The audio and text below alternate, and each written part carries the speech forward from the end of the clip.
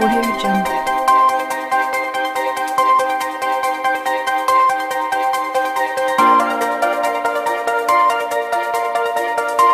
Audio Jungle.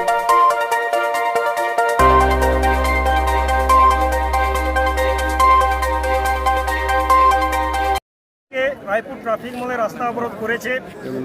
আজকে আমাদের কলকাতা রানীরাসমণি রোডে সাঁওতাল সম্প্রদায়ের সারি ধর্মের স্বীকৃতির দাবিতে লাখো জনগণের সমাবেশ ছিল।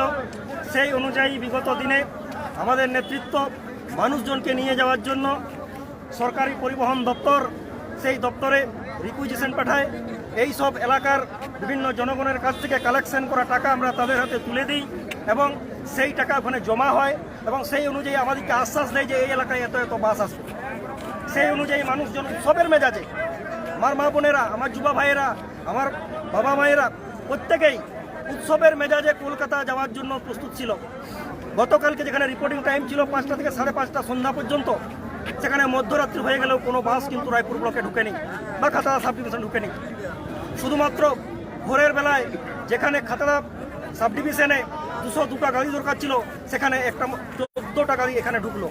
আজকে আমরা মনে করি যে পয়সা দেওয়ার পরেও, আজকে যেখানে আমাদেরকে আশ্বাস দেওয়ার পরেও আমরা গাড়ি পেলাম না, এর পিছনে ষড়যন্ত্র আছে এবং পরিকল্পিতভাবে এই সাঁওতাল মানুষগুলো, এই জঙ্গলমহলের মানুষগুলো তাদের দাবি দাওয়াটাকে কলকাতার রানীরাসমণি রোডের বুকে যাতে প্রতিফলিত না করতে পারে, তাদের ন্যায্য দাবিকে না তুলে ধরতে পারে, সেই জন্য পরিকল্পিতভাবে আমাদেরকে হ্যারাস করে এই এলাকার মানুষের আত্মসম্মানকে আঘাত করে আজকে আমাদেরকে প্রতারণা করা হবে।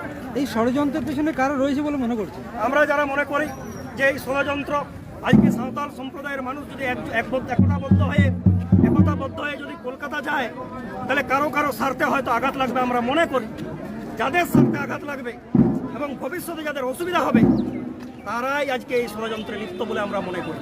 কতক্ষণ এই অবরোধ চালিয়ে যাবে? আমাদের দাবি, এই সাধারণ জনগণের পকেটের পয়সা দিয়ে আমরা লাখ লাখ টাকা তুলে দিয়েছি। সেই টাকাটাকে যাতে রিফান্ড করা হয় এবং সেই টাকা পয়সা রিফান্ড যাতে করা হয়, সেই দাবিতে আমরা আজকে রাস্তায় বলছি। এবং আজকে শুধু সাঁওতাল সম্প্রদায়ের মানুষ না, আজকে জঙ্গলমহল এলাকার মানুষের সাথে তাদের যে আত্মসম্মানে আঘাত এসেছে, এখানের মানুষের সাথে প্রতারণা করা হয়েছে। আজকে কলকাতায় বাবু বিবিদের এখানের মানুষকে কি চোখে দেখে, আজকে সবাইকে কিন্তু ভাবতে হবে, শুধু সাঁওতাল সম্প্রদায়ের মানুষ না। কয়েকদিন আগে, গত পরশুদিন বাজেট পেশ হয়েছে, সেখানে আমাদের মুখ্যমন্ত্রী তিনি যেটা অনেকে বলছেন যে কল্পতরু বাজেট পেশ করেছেন এবং সেখানে সাঁওতাল সম্প্রদায়ের মানুষের জন্য একাধিক স্কুল কলেজ শিক্ষা ব্যবস্থার উন্নতি, একাধিক নয় কয়েকশো শিক্ষক নিয়োগের কথা বলেছেন এবং শিক্ষা ব্যবস্থাকে আরও তাদের যাতে কাজে লাগে সেই জন্য তিনি বাজেট পেশ করেছেন। কি বলবেন এটা নিয়ে? এই বিষয় সম্পর্কে আমি দুটো লাইন বলবো। প্রথম কথা, সাঁওতাল সম্প্রদায়ের ছেলেমেয়েরা পড়াশোনা করবে, ভালো ভালো জায়গায় পড়াশোনা করবে, অত্যন্ত সাধুবাদ। কিন্তু নিজেদের জীবন জীবিকার অভিজ্ঞতা থেকে আমরা জানি, আমি যে জায়গায় দাঁড়িয়ে আছি এই জায়গার থেকে 1/2 কিলোমিটারও হবে না কৃষ্ণময়ী হোস্টেল বন্ধ। আজকে এই এলাকায় অনেক সাঁওতালি মাধ্যমিক স্কুল শুরু হয়েছে, ওটা চলছে, তার খবর সরকারিভাবে আছে। আজকে যেটা আছে সেটাকে বাগানোর চিন্তা ভাবনা করা হোক।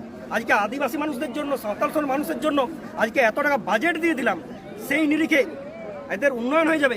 আমরা মনে করি যে এই মানুষগুলোর অর্থনৈতিক মানদণ্ডে এদের উন্নয়নটাকে বিচার করা যাবে না, এদের উন্নয়নটা বিচার করতে হবে তাদের গুণগত কি পরিবর্তন আছে এই মানুষগুলো। তা আপনারা কি মনে করছেন এই বাজেটটা ভোটের আগে শুধুই কি চমক? একবারে চমক। বিগত দিনের অভিজ্ঞতা থেকে আমরা জানি, যে স্কুল কলেজগুলো আছে সেখানে শিক্ষক নিয়োগ নেই। আজকে কোনো বিদ্যালয়ে, বাঁকুড়া জেলার কোনো বিদ্যালয়ে, আমি দায়িত্ব সহকারে বলছি, কোনো বিদ্যালয়ে বিষয়ভিত্তিক সাঁওতালি শিক্ষক নেই। আজকে এই টেট পরীক্ষা হচ্ছে, আজকে আপার প্রাইমারি পরীক্ষা হচ্ছে, সেখানে চরম দুর্নীতিতে ভরা। আমরা সন্দিহান যে বিষয়ভিত্তিক শিক্ষক পাবো কিনা। আপনার নাম? আমার নাম বিপ্লব সর, ভারত জাকাত মাঝি পারগানা মহলের বাঁকুড়া জেলা গড়ে।